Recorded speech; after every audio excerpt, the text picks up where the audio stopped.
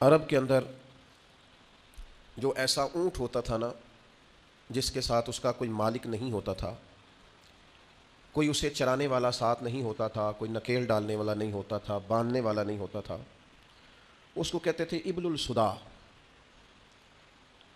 کہ یہ چھوڑا ہوا اونٹ ہے، یہ شاید بیکار چھوڑ دیا گیا ہے۔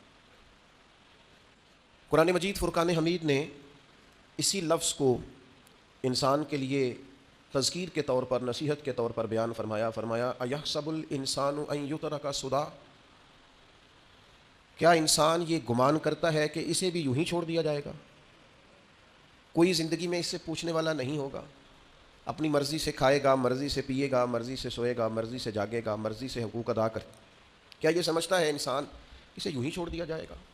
معنی کیا ہے کہ ایسا نہیں ہے، اسے بہت ساری پابندیوں کا پابند رہنا پڑے گا، بہت سارے احکامات کی اسے پیروی کرنی پڑے گی، بہت ساری چیزوں کی فرما برداری کرنی پڑے گی۔ ہر مال اس کا نہیں ہے، اسے حلال اور حرام کی تمیز پیدا کرنی پڑے گی۔ ہر بات جو اس کی ذہن میں آئے گی یہ کہہ نہیں دے گا، بلکہ اسے سوچ کر بولنا پڑے گا۔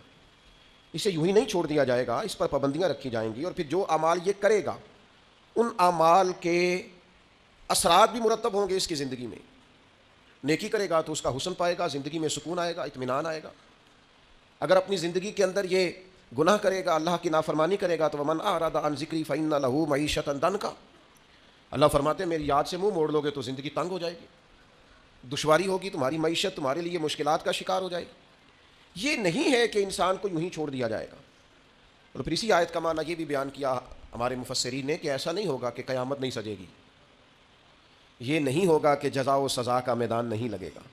اگر وقوع قیامت ہی نہ ہو، قیامت کا میدان ہی نہ لگے، تو کیا جس نے ظلم سہا ہے اور اس امید پر چلا گیا ہے کہ قیامت میں بھی فیصلہ ہونا ہے، تو پھر تو اس کے ساتھ ناانصافی ہو گئی۔ اگر صبح قیامت میدان ہی نہ لگے، وقوع قیامت ہی نہ ہو، تو ظالم جو زندگی بھر ظلم کرتا رہا، جبر کرتا رہا، اور کمزور لوگ اسے سزا نہ دے سکے، تو وہ قیامت میں بھی یوں ہی دندناتا پھرے۔ قیامت کے میدان کا لگنا، جزا اور سزا کا ہونا، یہ عقلاً بھی ضروری ہے، نقلاً بھی ضروری۔ صبح قیامت جب اللہ کی بارگاہ میں لوگ کھڑے کیے جائیں گے تو اس موقع پر جزا و سزا کا تصور اور عقیدہ اسلام کا بنیادی عقیدہ ہے۔